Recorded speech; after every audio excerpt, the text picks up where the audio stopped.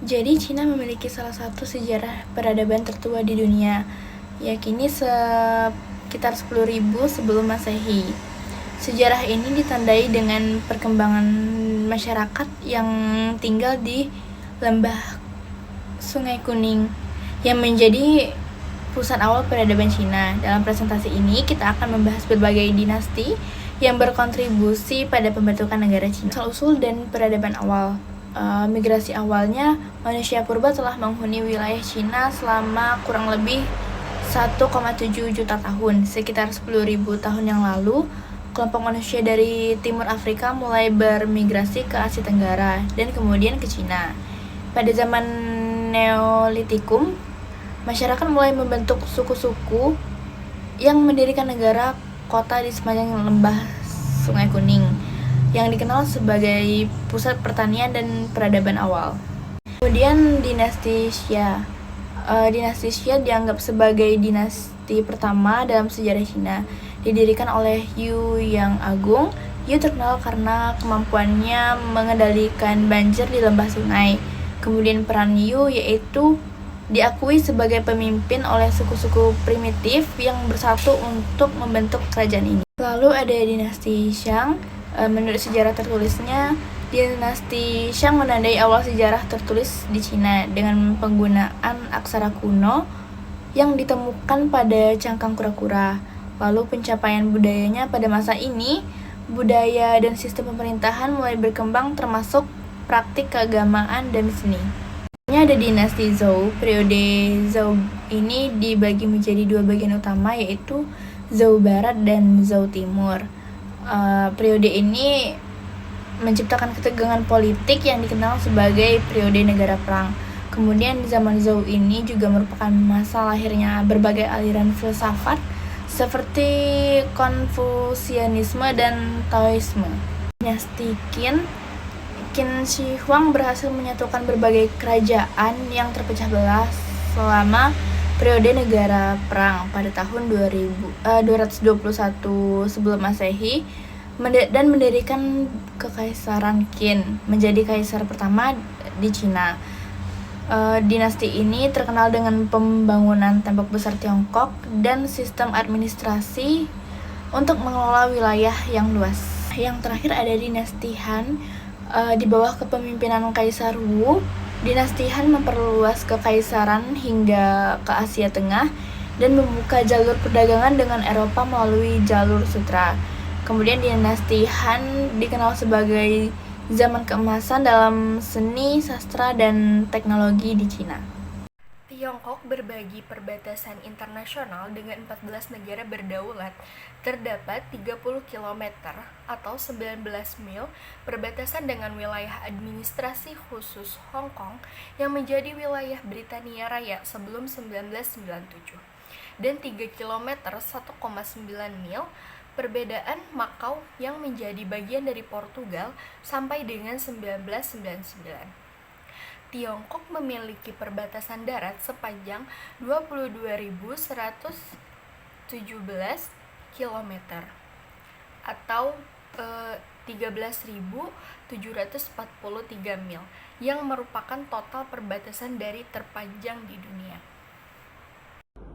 Kepemimpinan di Cina sekarang adalah Xi Jinping yang menjabat sebagai presiden sejak 14 Maret 2013. Dia juga merupakan Sekretaris Jenderal Partai Komunis dan Ketua Komisi Militer Pusat, menjadikannya sebagai pemimpin paling berpengaruh di negara tersebut. Kepemimpinan mereka dipilih dengan 3 cara. Yang pertama ada Kongres Nasional Partai Komunis. Pemilihan pemimpin dilakukan dalam Kongres Nasional PKT yang berlangsung setiap 5 tahun. Dalam kongres ini, anggota partai memilih anggota Politburo dan Komite Tetap Politburo yang merupakan badan pengambil keputusan tertinggi di negara tersebut. Dan yang kedua ada aklamasi. Setelah terpilih menjadi anggota Politburo, calon presiden biasanya diusulkan dan kemudian dipilih secara aklamasi oleh Kongres Rakyat Nasional yang merupakan badan legislatif tertinggi di Cina. Ini berarti bahwa tidak ada pemungutan suara yang bersaing, atau keputusan biasanya sudah disepakati sebelumnya dalam struktur partai. Yang ketiga ada masa jabatan. Xi Jinping terpilih untuk periode ketiga pada Maret 2023. Setelah perubahan konstitusi pada 2018, yang menghapus batasan masa jabatan presiden memungkinkan dia untuk terus menjabat tanpa batasan waktu. Bentuk negara Cina adalah republik. Secara resmi, nama negara ini adalah Republik Rakyat Tiongkok atau biasa disebut People's Republic of China. Sistem pemerintahannya sosialis komunis dengan kekuasaan politik terpusat pada Partai Komunis Tiongkok atau PKT.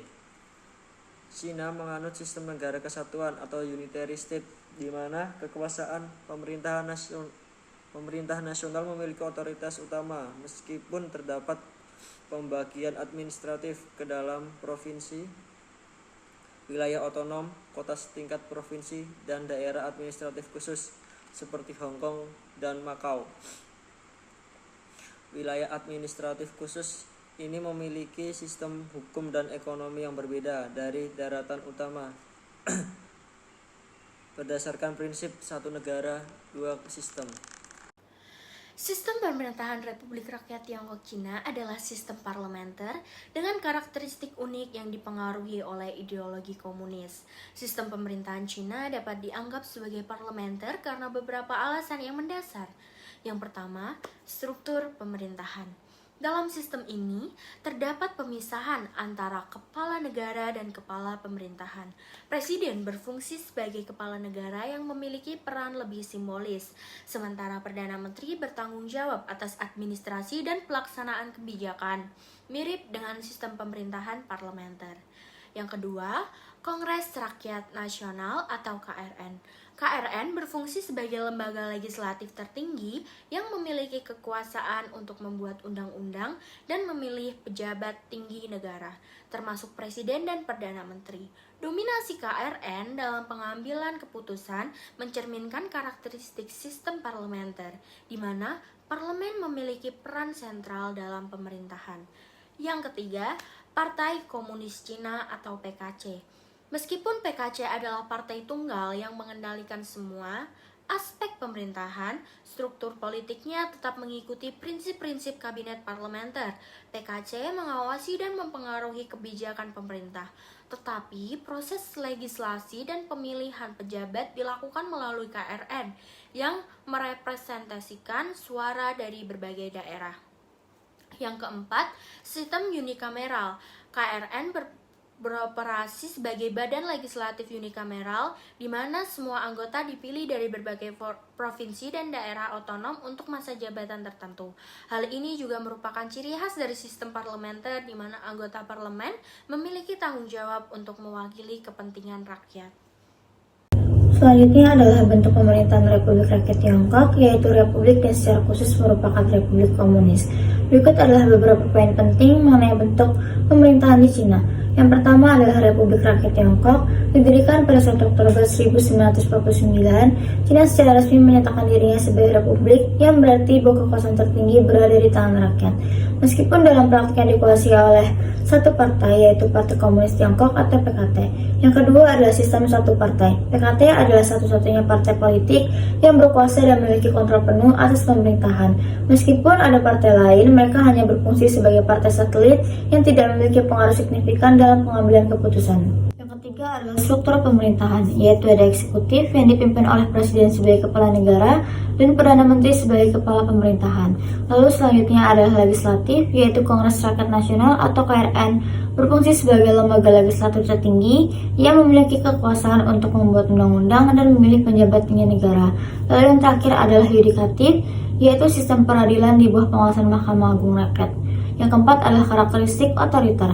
Meskipun secara formal merupakan republik, sistem politik di Cina sering dianggap otoriter karena dominasi PKT dalam semua aspek pemerintahan dan pembatasan terhadap kebebasan politik serta hak asasi manusia.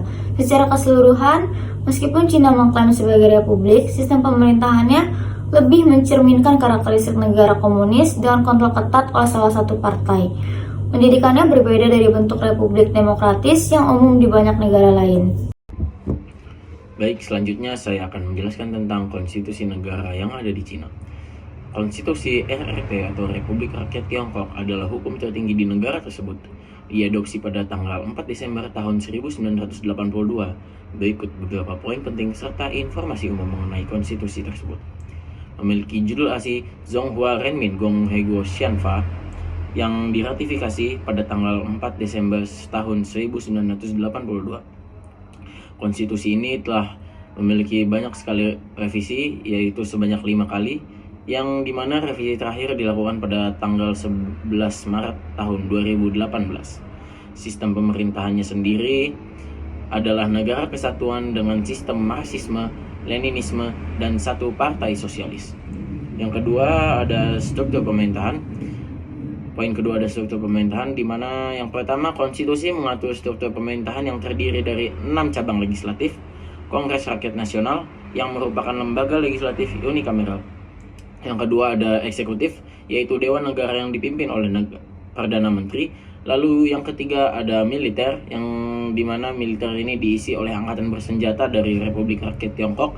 Yang keempat ada pengawas, lembaga pengawas yang bertugas memastikan kepatuhan terhadap hukum. Lalu yang kelima ada yudikatif, yaitu Mahkamah Agung Rakyat dan lembaga peradilan lainnya. Serta yang keenam ada kejaksaan, yaitu yang berisi Mahkamah Kejaksaan Rakyat yang bertanggung jawab atas penuntutan. Lalu ada sejarah dan perkembangan dari konstitusi ini, di mana konstitusi saat ini merupakan yang keempat dalam sejarah Republik Rakyat Tiongkok, menggantikan konstitusi yang sebelumnya diadopsi pada tahun 1954, 75, dan yang terakhir 1978. Konstitusi 1982 dirancang untuk mencerminkan prinsip-prinsip sosialisme dalam karakteristik Tiongkok dan menekankan peran dominan Partai Komunis Tiongkok atau PKT dalam sistem politik. Secara rinci, meskipun konstitusi menyatakan sebagai otoritas hukum tertinggi dalam praktiknya, banyak keputusan PKT yang melanggar ketentuan konstitusi. Klaim pelanggaran hak konstitusional tidak dapat digunakan dalam pengadilan, dan mekanisme untuk menegakkan konstitusi seringkali tidak berfungsi secara efektif.